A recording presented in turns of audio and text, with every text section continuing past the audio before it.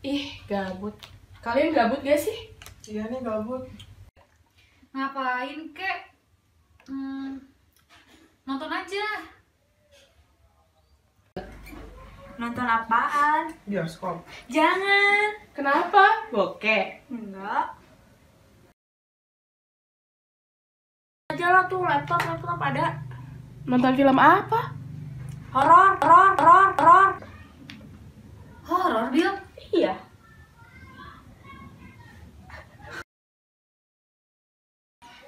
Hayu tuh lah, hayu. Kon tuh bangun kon. Iya Yuli. Ih, beresin dulu atuh nih Pak Mulata. Ya tuh Nadira cantik. beresin. Nih Put, filmnya di sini. Conjuring. Harusnya bilang Conjuring ya? Iya. Kenapa? Takut. Enggak. Oh.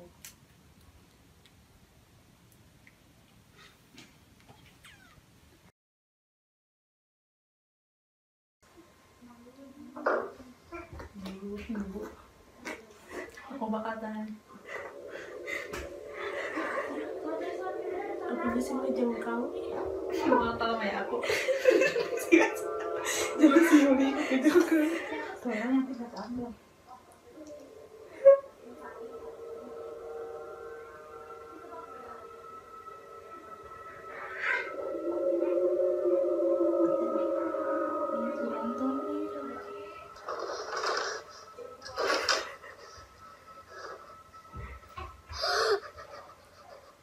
Dia ngeliat dari atas ya. Saya ngeliat tuh.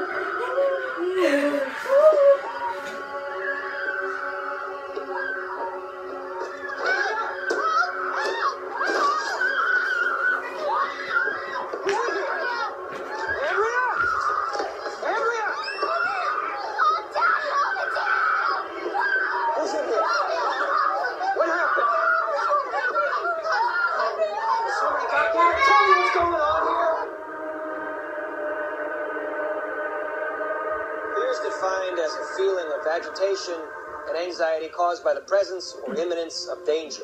And whether it's a ghost, spirit, or an entity, they all feed on it.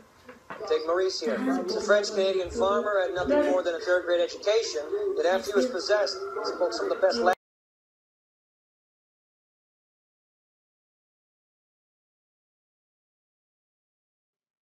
Ini adalah gambar otak kita. Bagaimana otak memproses rasa takut? Proses menciptakan ketakutan terjadi di otak dan sepenuhnya di alam bawah sadar. Ada dua jalur yang terlibat dalam respon rasa takut, yaitu jalur cepat yang serba spontan dan jalur lambat yang membutuhkan waktu lebih lama. Cara kerja jalur cepat ialah otak Anda akan mengirimkan data sensoris ke talamus. Pada titik ini, talamus belum mengetahui apakah sinyal yang diterimanya merupakan pertanda marah bahaya atau bukan. Tapi, karena hal itu mungkin terjadi, talamus kemudian meneruskan informasi tersebut ke amigdala.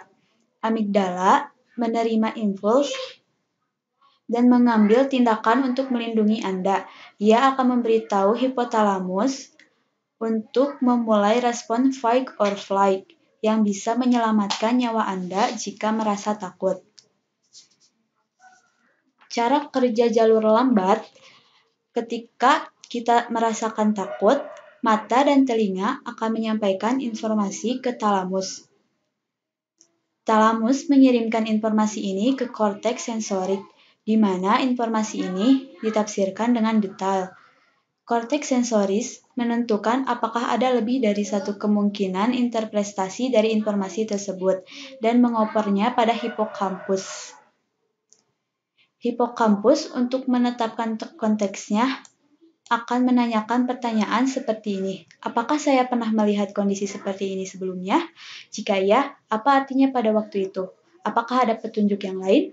Kemudian, hipokampus akan mengambil sejumlah data-data lain yang mungkin disampaikan lewat jalur cepat. Misalnya, suara hantu yang pernah didengar sebelumnya, dan mengolah ke semua informasi ini, hipokampus akan menentukan bahwa suara hantu itu tidak nyata. Hipokampus kemudian mengirimkan pesan ke amigdala bahwa tidak ada bahaya dan amigdala akan memberitahu hipotalamus untuk mematikan respon fight or flight. Cara kerja jalur lambat otak dalam memproses rasa takut.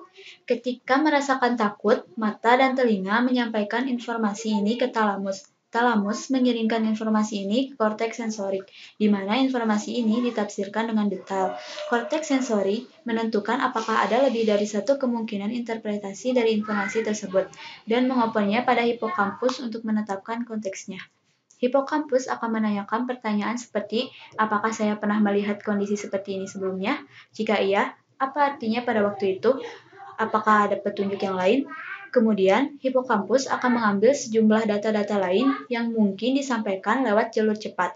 Misalnya, suara hantu yang pernah didengar, dan yang lain-lain. Dengan mengolah ke semua informasi ini, hipokampus akan menentukan bahwa suara hantu itu tidaklah nyata. Hipokampus kemudian mengirimkan pesan ke amigdala bahwa tidak ada yang perlu ditakutkan. Amigdala akan memberitahu hipotalamus untuk mematikan respon fight or flight.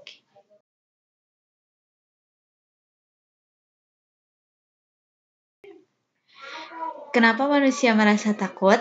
Manusia merasa takut karena kita melihat, mendengar, atau merasakan sesuatu yang membuat kita mengantisipasi bahaya. Pemicunya bisa datang dalam bentuk apapun.